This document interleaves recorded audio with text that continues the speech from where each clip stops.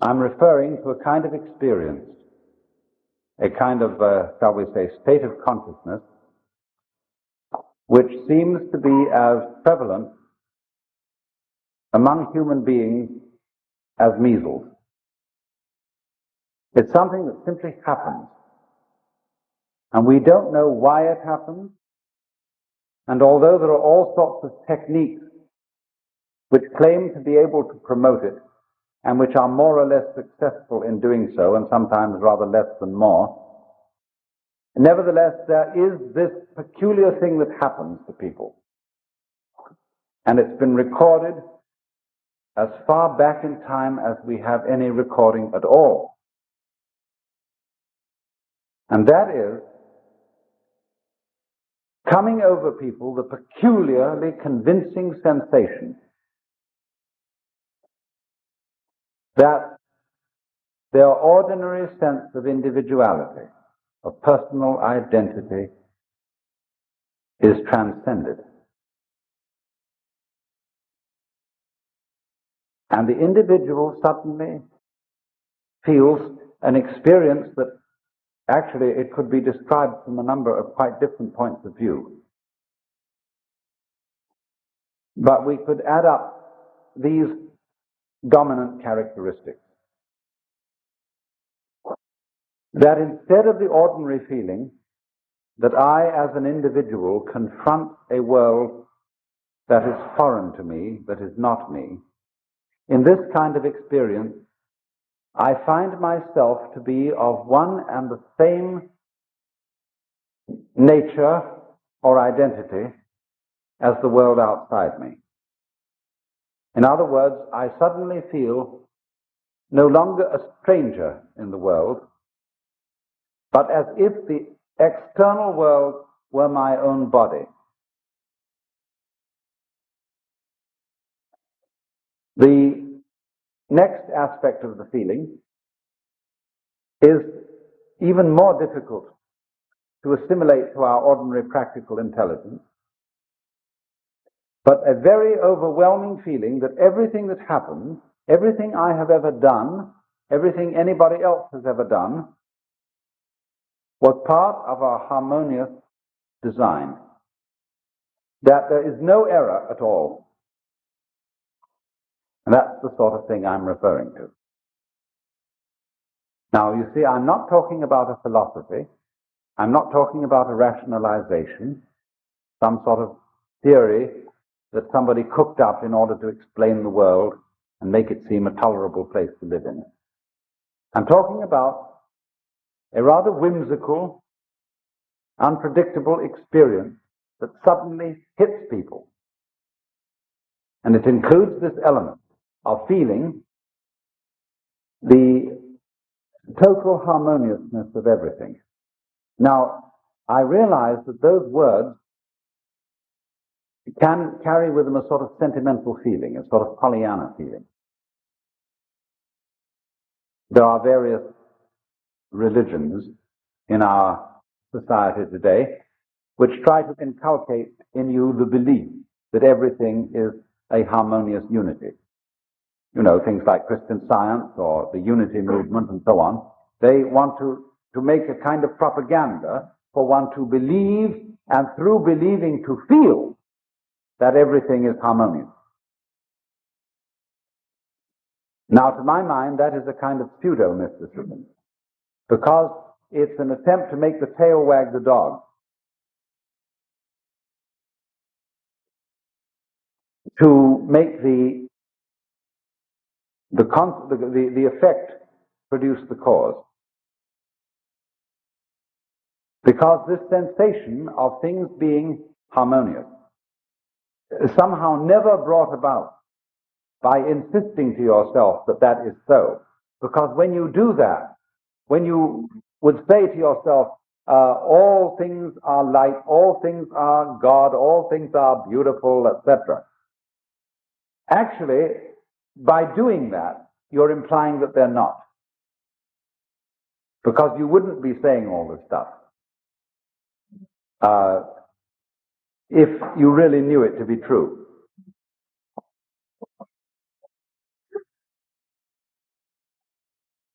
So this thing, the sensation of a kind of universal harmony cannot come to us when it is sought, when we look for it as something to be an escape from the way we actually feel or to compensate for the way we actually feel. It's a thing that comes out of the blue. And when it comes out of the blue, just like hiccups come out of the blue or something like that, it's overwhelmingly convincing. And it stands as actually the foundation for most of mankind's profound philosophical, mystical, metaphysical, and religious ideas. Someone, in other words, to whom this sort of thing has happened. And as I said before, it strikes us as measles may strike us. Someone to whom this sort of thing has happened can't restrain himself when it has happened, and he has to get up and tell everybody about it. And at last he becomes the founder of a religion. Because people say, look at that man, how happy he is. What conviction he has. He has no doubt. He seems to be sure in everything he does. You see, that's a wonderful thing about a great human being. He's like an animal or a flower. See, when a flower buds and the bud goes pop and opens, it has no hesitation or doubts about it. But when a young woman appears in society as a debutante, she's not quite sure if she's going to come off. And she appears on the stage of society with some doubts in her mind.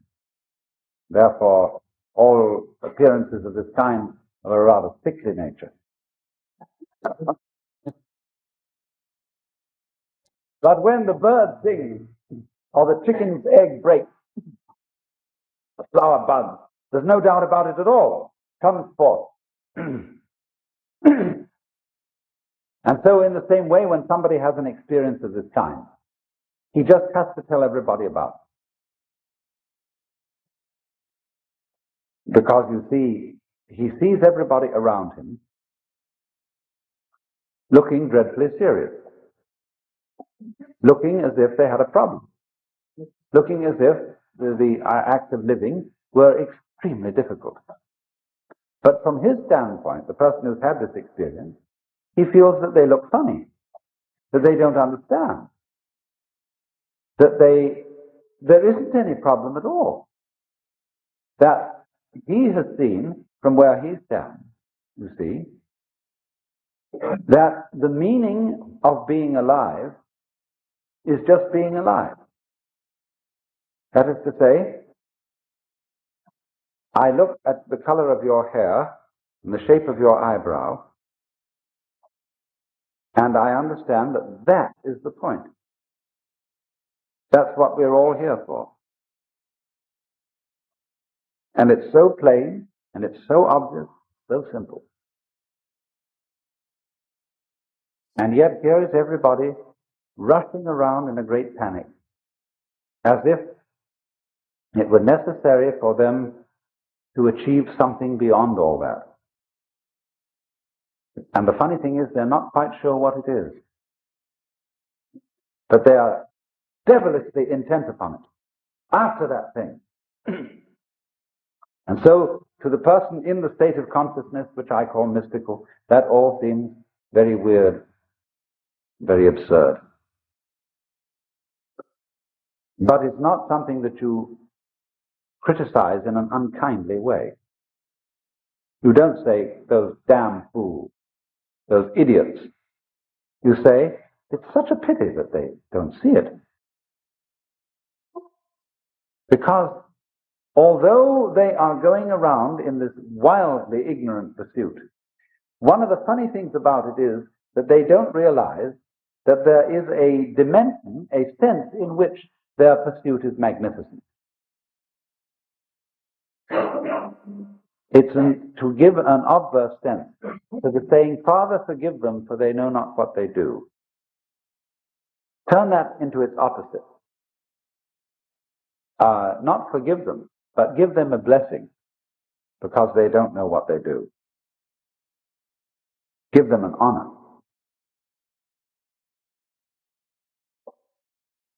In other words, the intensely serious preoccupations and anxieties of mankind appear from this standpoint. Not to be foolishness, but to be a kind of marvel.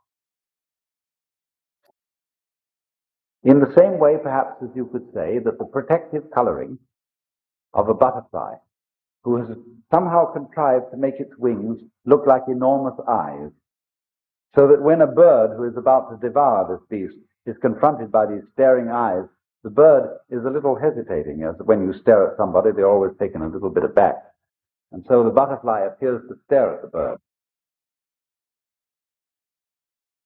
And perhaps you see this phenomenon of the marvelous staring wings of the butterfly is in some way a result of anxiety. The anxiety to survive, all the problems and struggles of natural selection. Nevertheless, in this intense struggle, we are unknowing poets.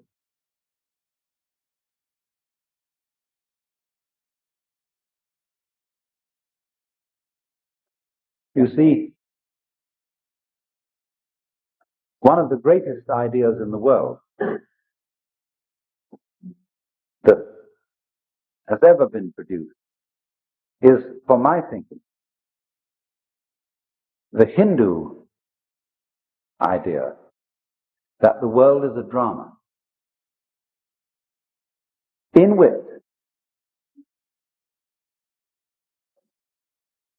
the central and supreme self behind all existence gets lost and involved. And pretends, plays that he or it, or he, she, or whatever you want to call it, is all the creatures that there are, and gets totally involved. And thus you see, the more involved, the more anxious, the more finite, the more limited the infinite manages to feel itself to be. The greater the artistry, the greater the depth of the illusion which is created. For you see, all art is in a way illusion. The art of the magician is the art of illusion, the art of misdirecting attention so that a magic seems to appear. And so in this way, the more there is anxiety,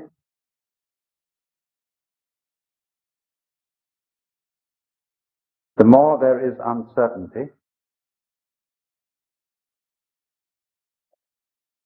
to that degree the play has succeeded, in the same way as when you are watching an actual play or reading a novel or a movie, the more the author or the actors manage to grip you and to persuade you just for a moment that you are actually involved in reality, the more they have succeeded as artists.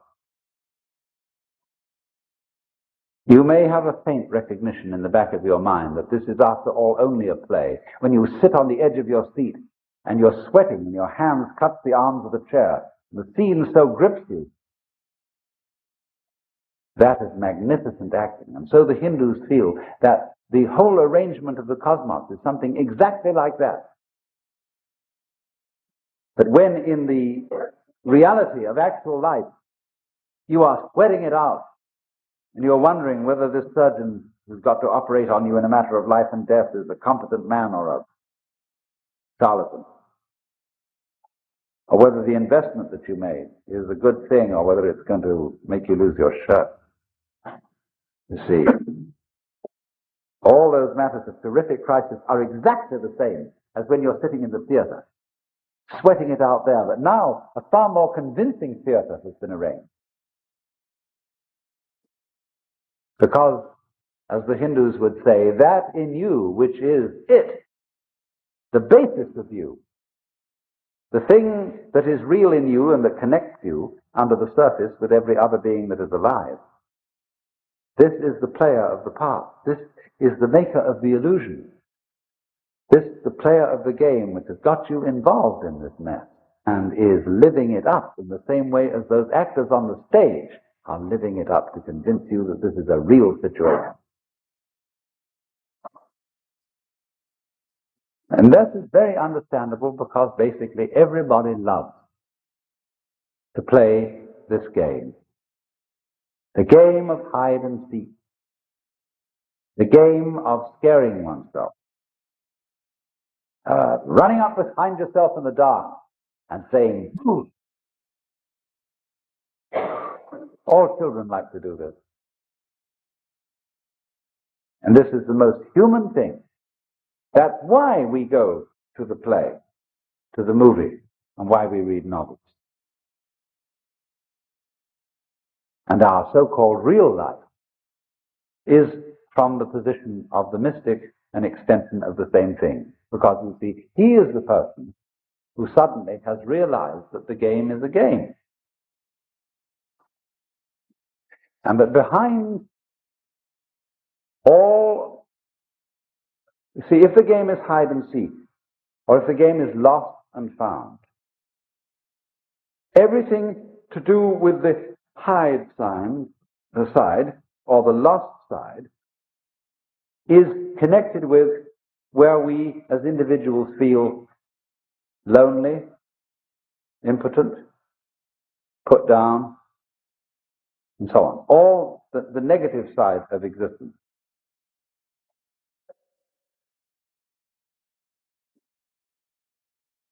I have tried to show you at various times that there's really one simple principle that underlies everything, and it's so simple it's funny. The principle is all insides have outsides.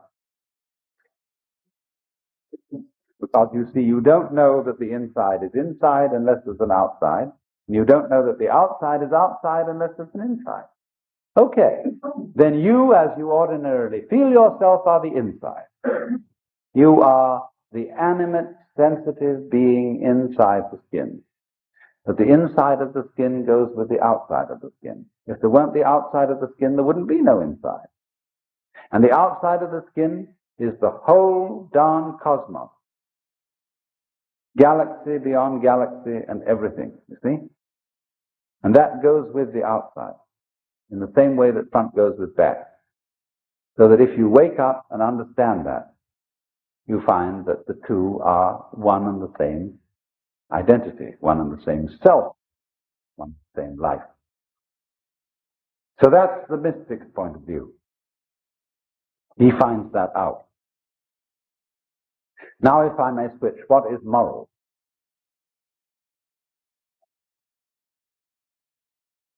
In the sense in which I am using the term morality or morals, it's a set of rules analogous to the rules of language. Now, it's perfectly obvious, isn't it, that we can talk to each other in English only if there is mutual agreement among ourselves as to how to use the language.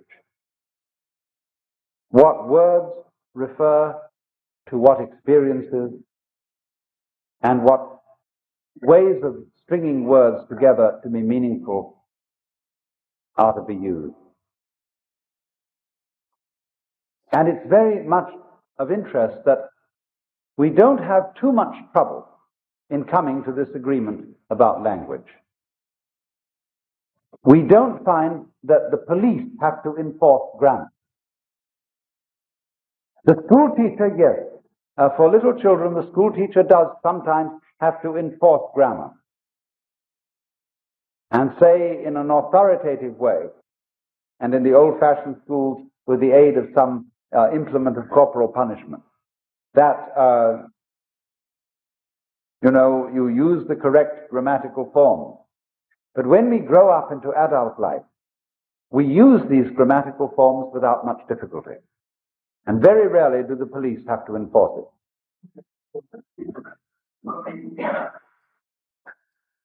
But it is otherwise with other arrangements that we have to make in common.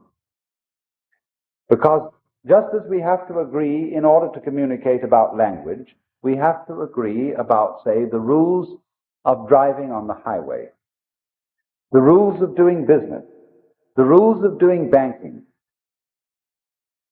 and so on, the rules of family arrangements and whatnot. And these are actually rules of the same kind as the rules of grammar. But alas, this is not very often recognized, because the authority, the sanctions, the power behind these rules is different from the authority behind grammar.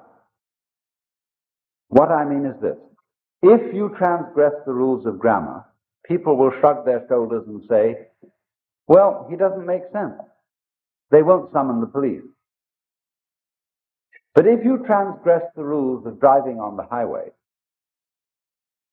or the rules of finances, someone is likely to summon the police. And so one sees the authority of the state as standing behind those rules. And there are other rules where our society sees standing behind them not the authority of the state, but the authority of the Lord God Almighty. So that if you transgress those rules, you're in danger not simply of going to jail, but, according to your religious persuasion, of frying forever in hell, or, on the other hand, of failing lamentably to be a real person.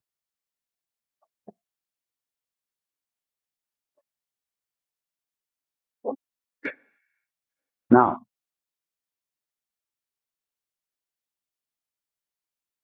the problem is this: where the domain of mysticism and the domain of morals come into conflict. You see, throughout the all-known history of religion, the mystics have been suspect. Insofar as religions have been the upholders of moral rules, as it were, the guardians, the authorities, in the same way, for example, as the lexicographers or the grammarians guard the rules of grammar and expound upon them, so in the same way the priesthoods and the lawyers guard the rules of social behavior.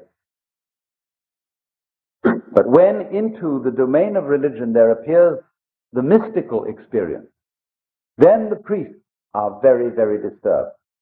Now, you all know that in recent months in California, there has been a very strange outbreak in the most respectable of all churches, the Episcopal Church.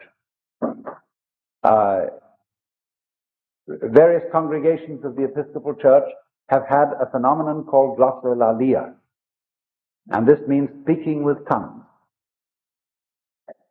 If you will turn on your radio to any Negro revival meeting on a Sunday night, you will hear glossolalia. That is to say, when the preacher starts talking sensibly, but the congregation gets more and more enthusiastic and says, I hear you. Amen. Yes, Lord. And so on. And it works up the preacher so that by the time he's through, he's not talking sense anymore. He's just lalling. He's going through glorious nonsense. In other words, he's become all the dry theological categories have turned into not only poetry, but beyond poetry, into music. And he's just saying,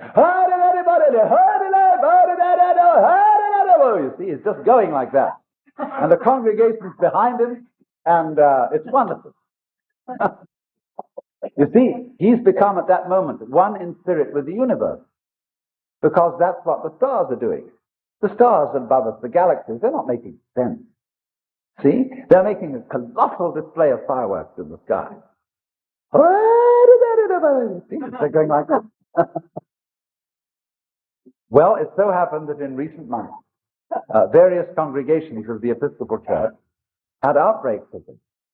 The Bishop of California, when all this happened, Bishop Pike wrote an encyclical letter to his pastors and said, with all due regard for everything, we must not be too dogmatic. We must recognize always that the Spirit of God may work in mysterious ways that cannot be foreseen.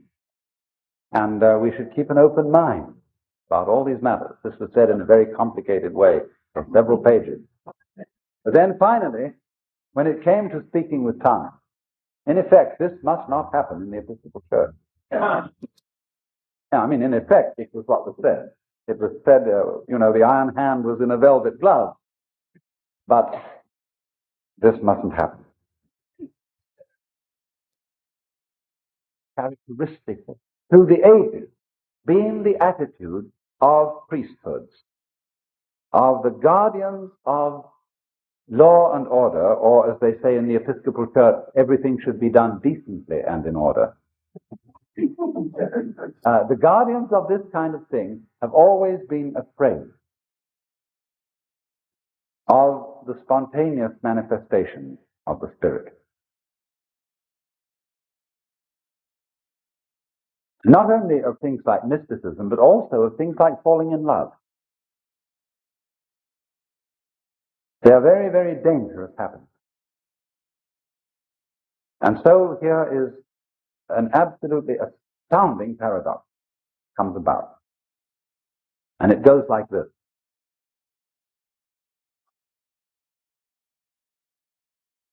We know on the one hand that human love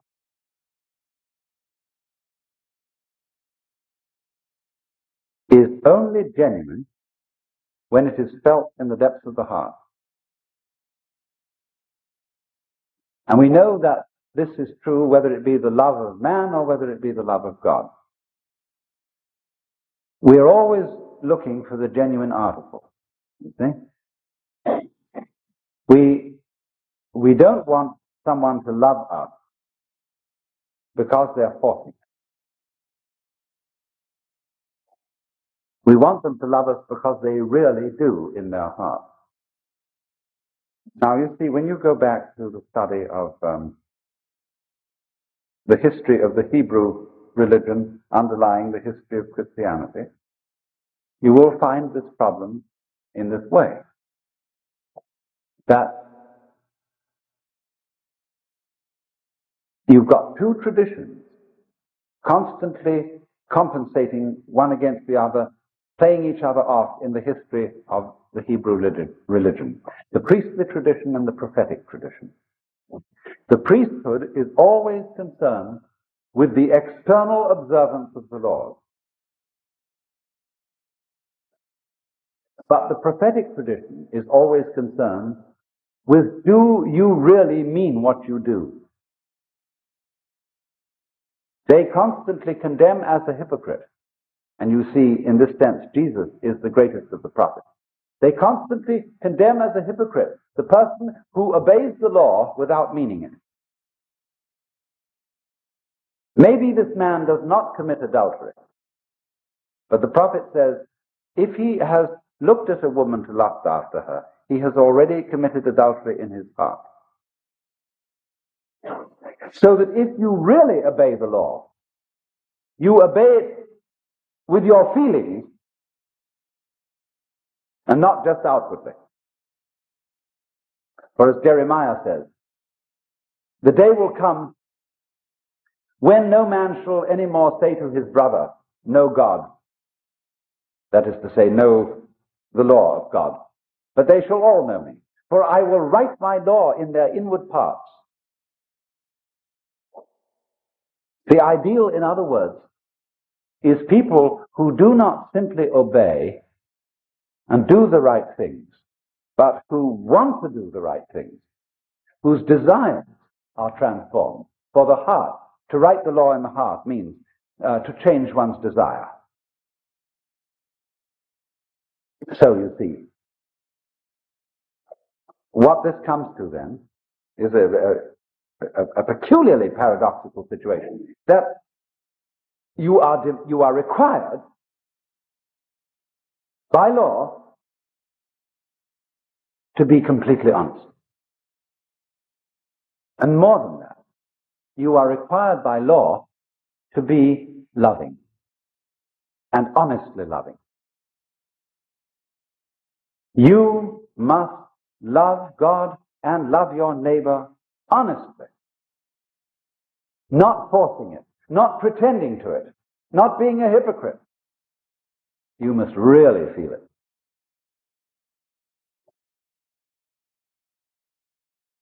Now that, you see, is where the astonishing conflict occurs between the mystic and the moralist. For the moralist knows that he has to be more than a legalist. He has to be more than one who insists that the outward observance of the law be kept to. Luther said that the law which requires that inward compliance is the most terrible thing. He based a great deal of his philosophy on an attack on the idea that one's own inner feeling could be commanded.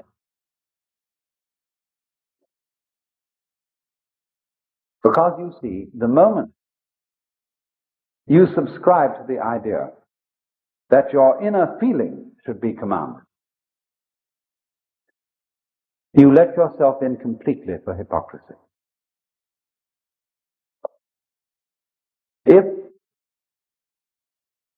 you see, you tell another person that you love them because you know you're supposed to love them, and in fact in your heart you don't love them, you're a liar. And therefore, the more you insist on that lie, the more you feel it's your duty to make your feelings over and to love that other person, the more you get yourself deeper and deeper and deeper into trouble. Because here, if anywhere, the truth will out. You will not be able to sustain the pretense. You will not have sufficient energy to go on pretending and making a kind of mock of the feeling of love. And you have at last, then, if you're honest, to say, I don't. It doesn't matter whether this is to some other human being or whether in a religious situation you have to sit back and look at the Lord and say, Lord, I don't love you. I think you're a bore. You're demanding, you're authoritarian, you're domineering. I ought to love you, but I'm sorry I don't.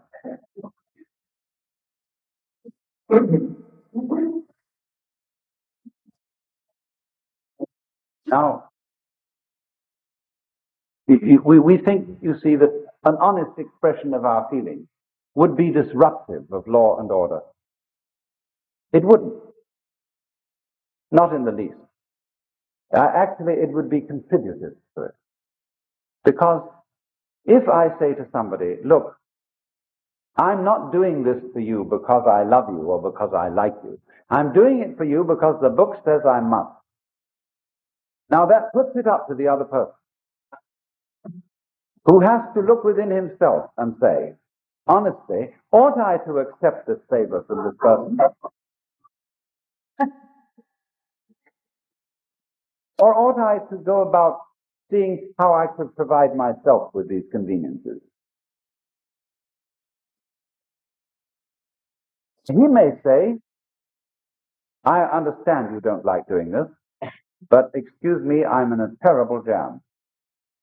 And I will be most beholden to you if for a little while yet you will go against your feelings and help me out. See, that's a nice way of doing things. That's the kind of real understanding that we have to have. I was associated once with somebody in a business way who was a complicated person who pretended always that he was a great idealist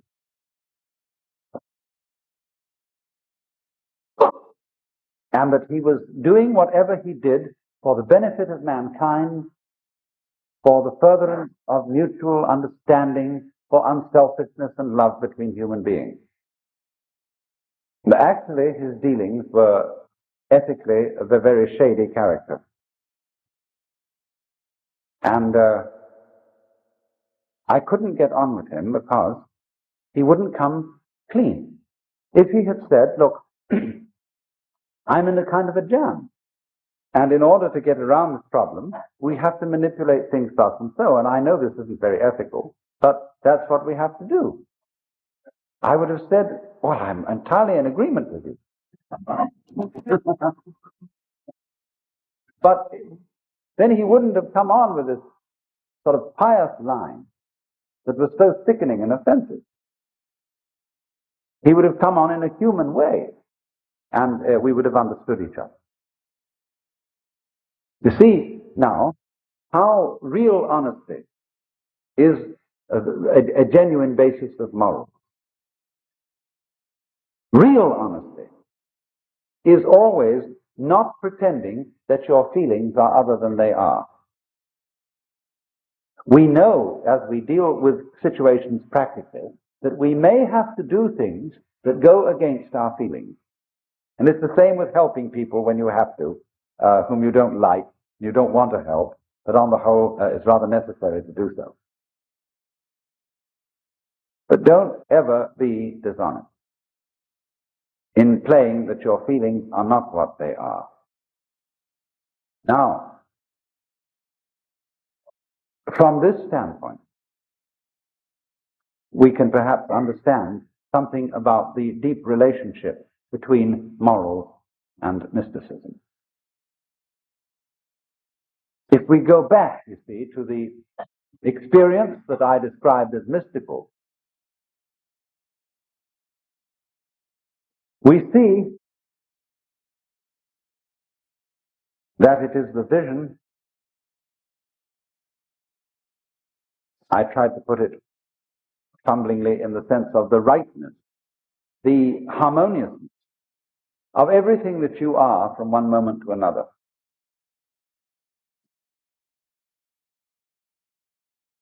That, in other words,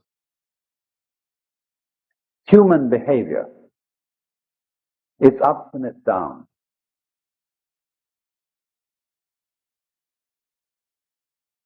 is no different in principle from the behavior of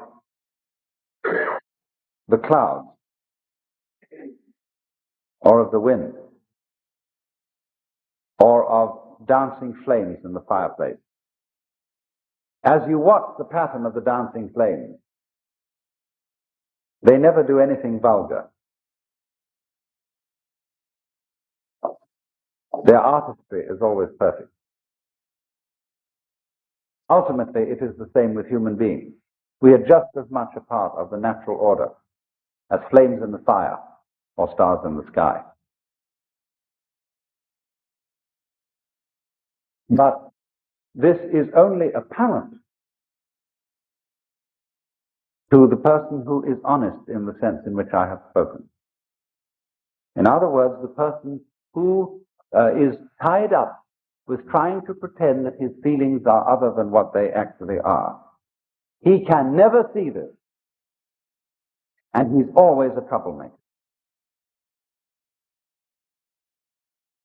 He is the original hypocrite. The person who is unbelievably destructive is the person who pretends that he is a model of love and rectitude and justice, and in fact isn't. Because nobody really can be. But then superior altogether is what the kind of person I would call the loving cynic. who knows, of course, that everybody has his weakness and his price and so on, but isn't contemptuous for that reason.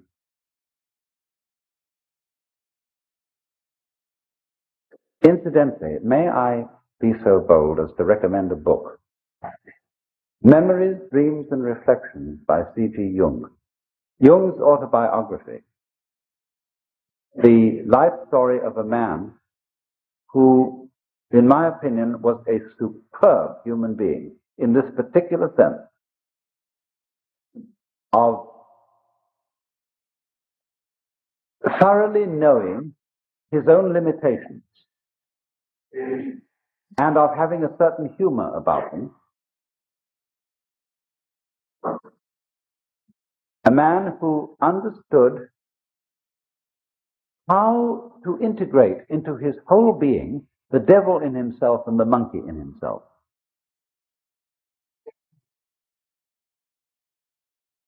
So that in the metaphysical sphere, the mystic is the one who feels that everything that happens is in some way harmonious, is in some way right, is in some way an integral part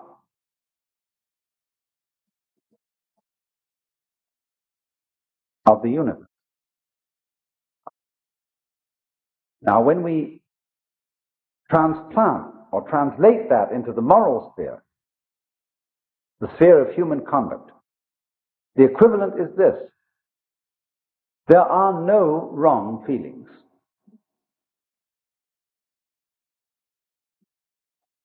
There may be wrong actions in the sense of actions contrary to the rules of human communication. But the way you feel towards other people, loving, hating, etc., aren't any wrong feelings. And so to try and force one's feelings to be other than what they are is absurd, and furthermore dishonest.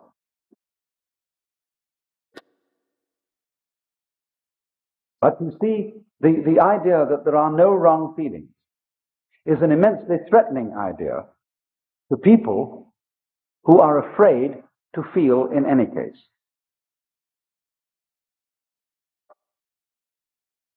And this is one of the peculiar problems of our culture, that we are terrified of our feelings because they take off on their own. And we think that if we give them any scope, and if we don't immediately beat them down, they will lead us into all kinds of chaotic and destructive action. It's so funny that we, in our Western culture today, say that kind of thing. We who do more chaotic and reckless kind of action than anybody ever did.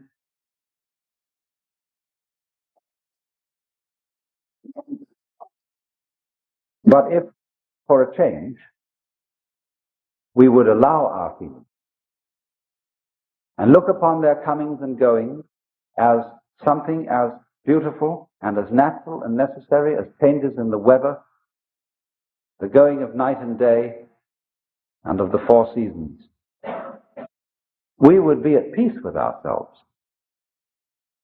Because what is problematic for Western man is not so much his struggle with other people and their needs and their problems as his struggle with his own feelings, with what he will allow himself to feel and what he won't allow himself to feel.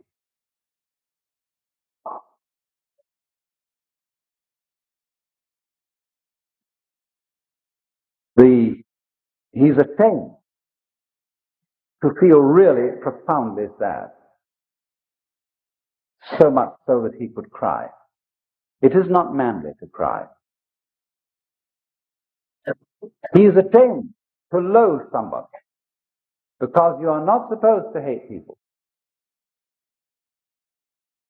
He's ashamed to be so overcome with the beauty of something, whether it be a natural landscape or a member of the opposite sex, that he goes out of his mind with this beauty. Because all that kind of thing is not being in control, old boy. Not kind of having your hand on the wheel.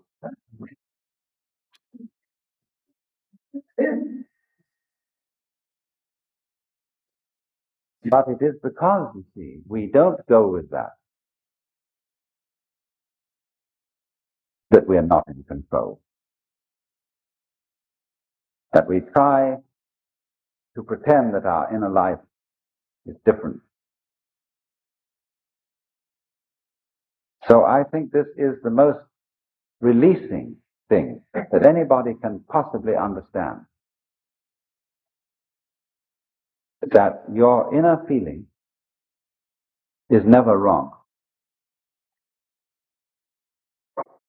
That's to say, what you feel, it's never wrong that you feel that way.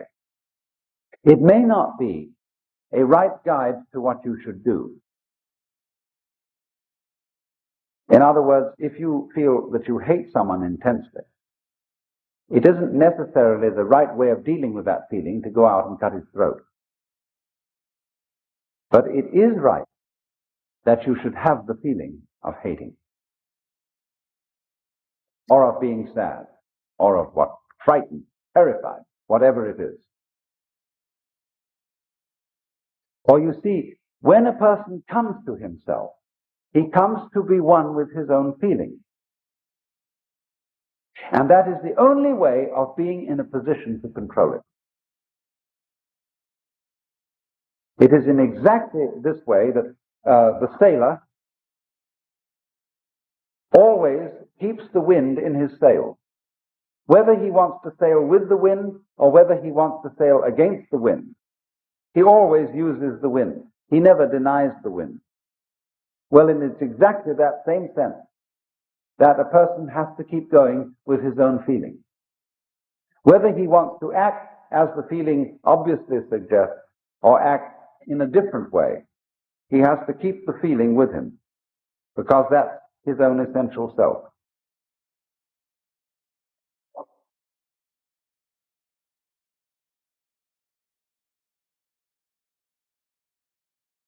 But when he attempts simply to sail against the wind, he's lost himself. He's become just a kind of empty mass which hasn't got any real life behind it. And all its protestations of love and goodwill are hollow. So you see, it is in the most basic, simple situation. A mother has a child. She got it by accident, you know? And she thinks, oh, heavens, now I'm all tied up, full of responsibility and so on, I can't stand it. So I really didn't want to have it, and no, I mustn't think that thought. All good mothers naturally love their babies. And so when she gets the baby, she says, darling, I love you, but her milk is sour. The baby gets the other message. The baby's mixed up. And it would be much better if that mother said to the baby, listen, you're a pest and you're a nuisance, and I didn't want to have you around. Well, then they understand each other. And everything's clear. There's no confusion. There's nothing mixed up here. And two, when you feel somebody is a pest and a nuisance, and you really let it go and you tell them so, you're apt in a while to get a sense of a kind of humorous feeling about it.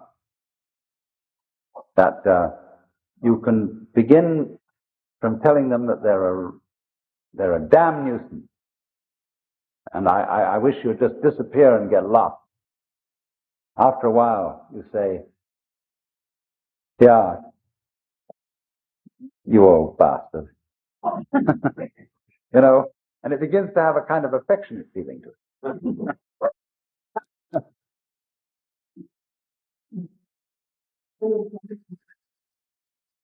So, to sum up,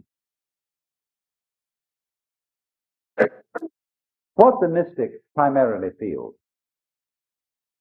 is the divinity, the glory of whatever is. And when we apply that to the moral sphere, what is what one feels genuine. And this must always be admitted, always allowed. It doesn't mean to say, let me emphasize it, it doesn't mean that we always are therefore compelled to act upon the basis of what we feel. That is to say, to kill the person we hate. Hatred does not necessarily lead to violence. It is unacknowledged hatred that leads to violence. Honest hatred can be expressed in much simpler ways. But the expression, the recognition, the acceptance of what is honestly felt is the moral equivalent of the vision that whatever exists is a manifestation of the divine.